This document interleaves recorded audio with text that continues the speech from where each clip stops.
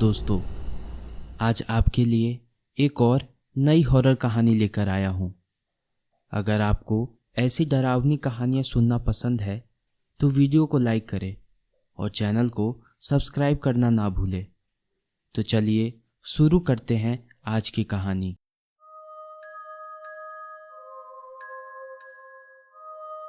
उस रात को मैं कभी नहीं भूल सकता।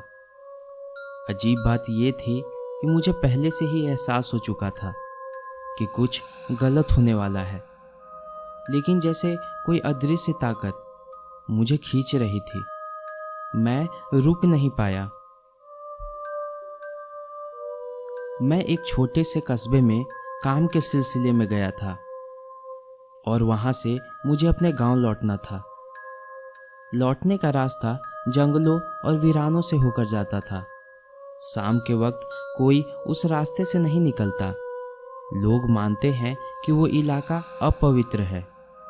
कई साल पहले वहाँ एक औरत ने आत्मदाह कर लिया था और तब से उस रास्ते पर अजीब घटनाएं होती आई है।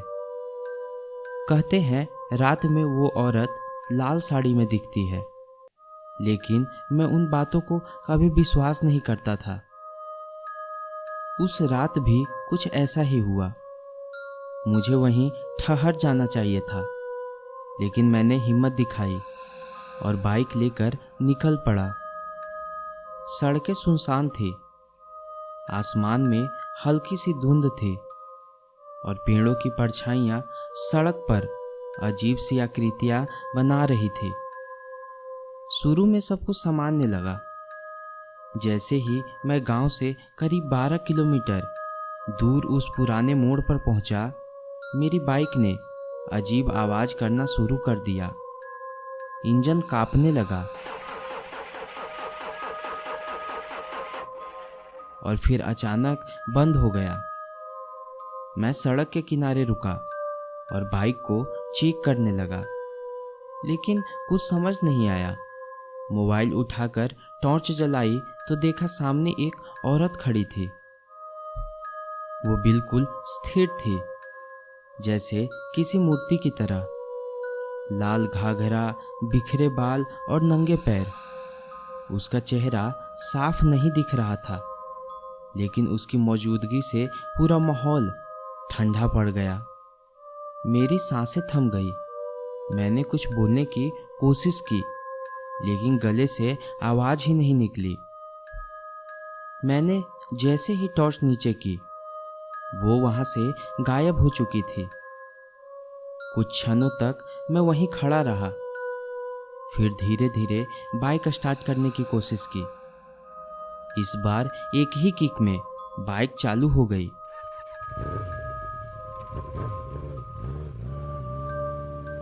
लेकिन उस मोड़ से आगे बढ़ते ही माहौल और अजीब होता गया।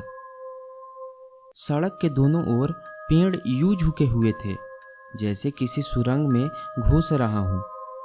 हवा में एक अजीब सी सीलन थी और मेरे शरीर में एक अनजाना डर घुलने लगा था।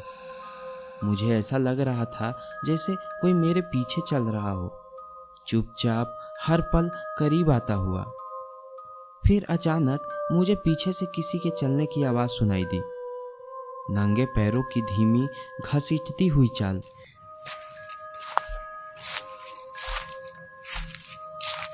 मैंने बाइक रोकने की कोशिश की, लेकिन ब्रेक ने काम करना बंद कर दिया। हैंडल अकड़ गया था। मेरी स्पीड बढ़ती जा रही थी और तभी मुझे दूर एक धुंधली आकृति दिखी, वही लाल घाघरे वाली औरत। मैं चीख नहीं पाया। डर मेरे जिस्म में जम चुका था। बाइक उसके सामने से गुजर गई, लेकिन जिस पल मैं उसके करीब पहुंचा, एक ठंडी हवा का झोंका मेरे सीने में समा गया। मेरी आंखें खुद ब खुद बंद हो गई और बाइक फिसल गई।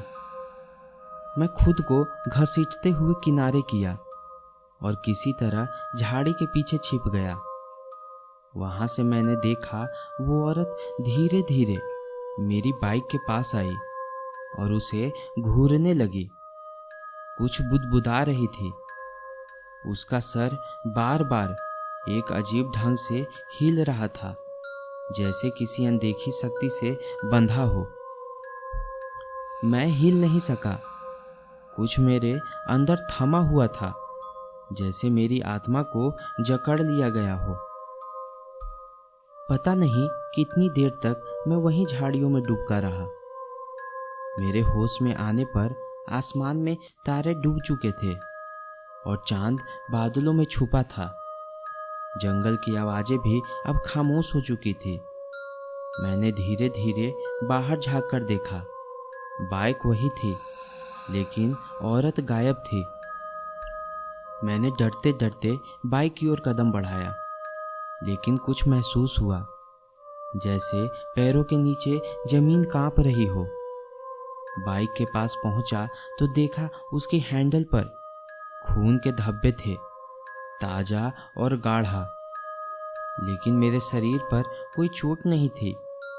फिर वो खून किसका था?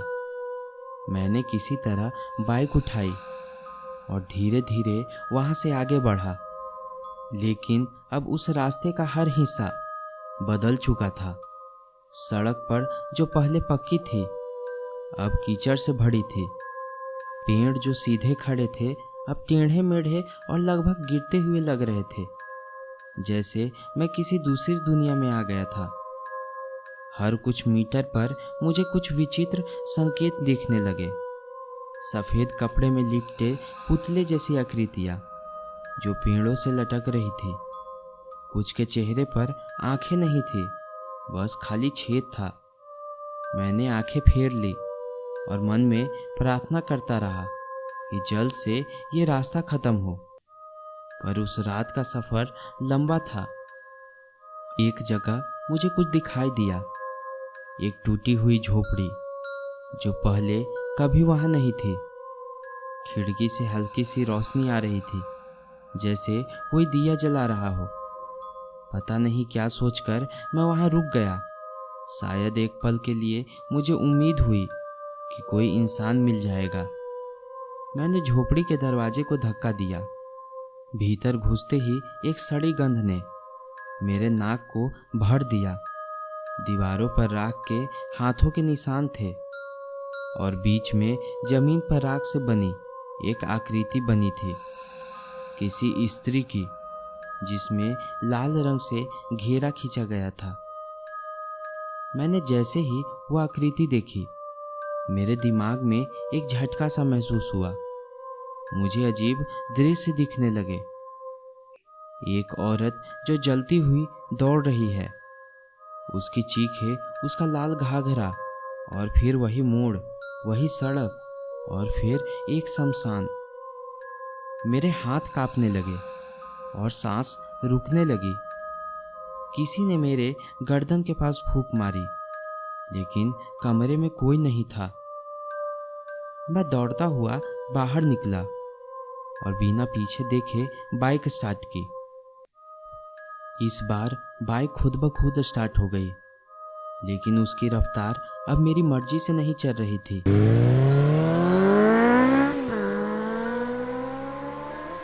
हैंडल मुड़ा नहीं, ब्रेक भी नहीं लगे। मैं बस देख पा रहा था कि अब बाइक मुझे उसी शमशान की ओर ले जा रही थी जो रास्ते के आखिरी छोर पर था। मैंने जितना विरोध किया, उतना ही मेरा शरीर जकड़ता चला गया, जैसे किसी अदृश्य शक्ति ने मुझे जंजीर में फांस लिया हो। सड़क अब पूरी तरह काली हो चुकी थी और चारों ओर बस झिंगुरों की आवाज थी। मैं अपनी सांसें गिन रहा था। शमशान घाट की वह सीमा रेखा आई जहां लोग आमतौर पर रुका करते थे, लेकिन मेरी बाइक बिना झिझक उसके भीतर घुस गई। वहां कोई जलता हुआ चीता नहीं था, पर राख अभी भी गर्म थी, जैसे अभी किसी को जलाया गया हो। मैंने बाइक को जैसे तैसे गिराया और भाग खड़ा हुआ, लेकिन जिस ओर भी भागा वही रास्ता बार बार सामने आने लगा। हर पेड़, हर पत्थर, हर गंध, सब एक जैसी लग रही थी। मैं घूमकर वापस उसी राख के ढेर के पास पहुंचता जा रहा था। फिर मैंने देखा वो औरत। उस बार उसका चेहरा दिखा। आंखें नहीं थी, सिर्फ 2 काले गड्ढे थे। उसकी जीभ सड़ी हुई थी और वो अपने हाथों में राख समेटकर अपने चेहरे पर लगा रही थी। उसकी हंसी नहीं सुनाई दी, पर मैं उसे महसूस कर पा रहा था। सिर के भीतर गूंजती एक पागलपन भरी हंसी। वो धीरे धीरे मेरे पास आई और उसने अपनी उंगलियों से मेरे छाती पर कुछ लिखा। मुझे आग सी जलन महसूस हुई, जैसे किसी ने गर्म लोहे से मेरा नाम मेरी चमड़ी पर उकेड़ दिया हो। मेरी चेतना डूबने लगी। मुझे बस इतना याद है, उसने मेरी आंखों में देखा और मुझे अपने जैसा बनाने की बात मेरे जहन में डाली। मैं जब होश में आया तो मैं अपने गांव में था, मगर सब कुछ बदल चुका था। गांव के लोग मुझे देखते ही पीछे हट जाते। मेरी परछाई अब दिन में भी नहीं दिखती। मेरी पीठ पर आज भी वो जला हुआ निशान है, जिसे कोई मिटा नहीं पाया। रात को जब मैं खुद को शीशे में देखता हूँ, तो कभी कभी वो लाल घाघरे वाली औरत मेरे पीछे खड़ी दिखती है। एक झलक दिखती और फिर गायब हो जाती है। शायद मेरा रात का सफ़र अभी ख़त्म नहीं हुआ।